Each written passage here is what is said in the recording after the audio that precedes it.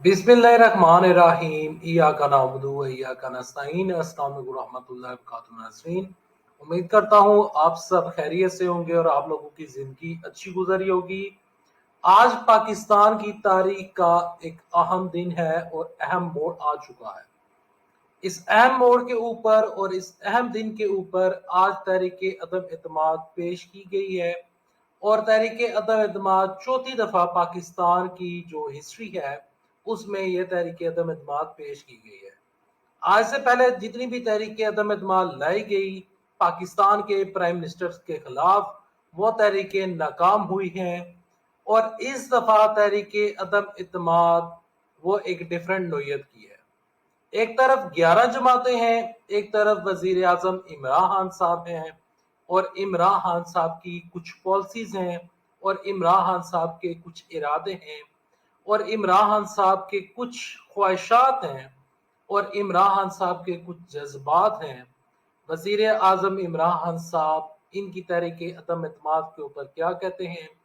क्या वजीर आजम इमरान खान साहब तहरीक अदम एतमाद के बाद कोई बड़ा खिताब करने जा रहे हैं और क्या वो खिताब आखिरी होगा, या फिर इमरान खान साहब उस खिताब के बाद पाकिस्तान में इस्लामी सदारती निज़ाम ले आएंगे जो कि उनके हामी, उनके सपोर्टर्स का, उनके वोटर्स का और सोशल मीडिया के ऊपर कुछ लोगों का मुतालबा है। क्या वो तमाम तर चीज़ें होंगी? इस वीडियो में आपके साथ आगे चलकर डिस्कस करूंगा। डिस्कशन स्टार्ट करने से पहले, आगे बढ़ने से पहले आप सबसे छोटी सी गुजारिश है कि अगर आप इस चैनल के ऊपर नए, ये वीडियो और ये चैनल अगर आपको अच्छा लगता है तो इस वीडियो को लाइक कीजिएगा, चैनल सब्सक्राइब कीजिएगा, साथ लगे नोटिफिकेशन बेल को दबाइएगा ताकि जो आने वाले वीडियोस हैं आप उनको मिस ना कर सकें। वजीर आजम इमरान खान साहब की आज के दिन यूट्यूबर्स के साथ, सोशल मीडिया के जो वर्कर्स हैं जो कि फेसबुक से, यूट्यूब से रिलेटेड कंटेंट बनाते हैं, उनकी उनके साथ मुलाकात हुई है। उस मुलाकात में वजीर आजम इमरान साहब ने कहा है कि मैं इनकी तहरीक अदम एतमाद से डरने वाला नहीं हूँ। मैं जब तक जिंदा हूँ, मैं जब तक मेरे जिस्म में खून का आखिरी कतरा मौजूद है, मैं इन लोगों को एनआरओ नहीं दूंगा। दूसरी जानब तहरीक अदम एतमाद वाले, उन्होंने ये बकायदा तौर पर जाकर करारदाद पेश कर दी और इसके बाद हुई है प्रेस कॉन्फ्रेंस। प्रेस कॉन्फ्रेंस में मौलाना फजलुर रहमान ने, आसिफ जरदारी ने और शहबाज शरीफ ने मिलकर प्रेस कॉन्फ्रेंस की।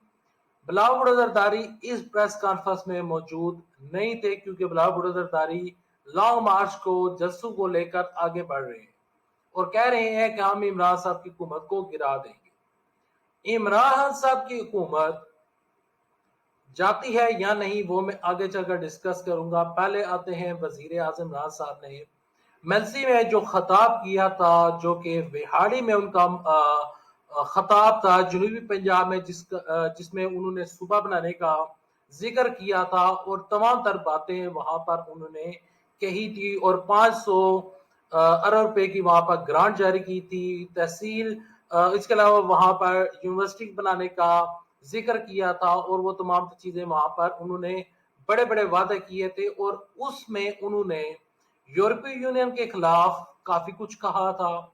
इसके अलावा उन्होंने अमेरिका को कहा था कि हम एब्सोल्युटली नॉट कहते हैं, आप हमें कहते हैं कि डू मोर करो, हम डू मोर करने के लिए तैयार नहीं है। यूरोपीय यूनियन को उन्होंने मुखातब करते हुए कहा कि इस टाइम जो जंग जारी है, इस जंग का हम हिस्सा क्यों बने? क्या जो कश्मीर में जंग जारी है, क्या उसमें आपने इंडिया को खत लिखा? नहीं लिखा। वजीर आजम इमरान खान साहब ने तकरीर में ये कहा कि यूरोपीय यूनियन को मैं कभी भी इस, यानी कि मेरा उनसे कोई वास्ता नहीं है, हम क्यों किसी जंग का हिस्सा बने? हमने पहले भी एक जंग का हिस्सा बने थे तो वहां पर हमारे 80,000 नौजवान शहीद हुए। पाकिस्तान में ड्रोन अटैक हुआ करते थे, यहाँ पर आसिफ जरदारी के दौरे हुकूमत में ड्रोन अटैक हुए। इसके बाद नवाज शरीफ के दौरे हुकूमत में ड्रोन अटैक हुए, मुशर्रफ के दौर में ड्रोन अटैक हुए। इन लोगों ने क्यों खिलाफ नहीं बोला अमेरिका के? क्योंकि इन लोगों की जायदादें और इन लोगों के जितने भी तमाम तर चीजें हैं वो बाहर पड़ी हुई हैं। آج بھی وزیر اعظم عمران صاحب نے اس تحریک اعتماد کو بیرونی سازش قرار دے کر کہا کہ میں جانتا ہوں اور ہمیں پتا ہے کہ یہ جو سازش ہے، یہ جو تحریک اعتماد ہے، یہ ان لوگوں کا کام نہیں ہے، اس میں بیرونی قوتیں انوالو ہیں۔ یقیناً وزیر اعظم عمران صاحب کے پاس کوئی رپورٹ موجود ہوگی، اس کو رکھتے ہیں ایک سائٹ کے اوپر۔ اب بات کرتے ہیں کہ کیا وزیر اعظم عمران خان صاحب اسلامک صدارتی نظام لانے لگے ہیں؟ کیونکہ جب جلسہ ختم ہوا تھا تو وزیر اعظم عمران صاحب نے کہا تھا کہ آپ تحریک اعتماد لائیں، دیکھیں پھر میں کیا کروں گا، جو کچھ میں کروں گا وہ آپ سے برداشت نہیں ہو سکے گا۔ انہوں نے آج بھی اسی طریقے کے ساتھ وہی اسی لہجے میں، اسی ایگریسو لہجے میں، اسی لہجے میں وزیر اعظم عمران صاحب نے کہا کہ جو اپوزیشن کر رہی ہے ان کو کرنے دیں، لیکن کپتان تیار بیٹھا ہے، کپتان کبھی بھی ان کے سامنے نہیں جھکے گا، کبھی بھی ان کے سامنے نہیں بکے گا۔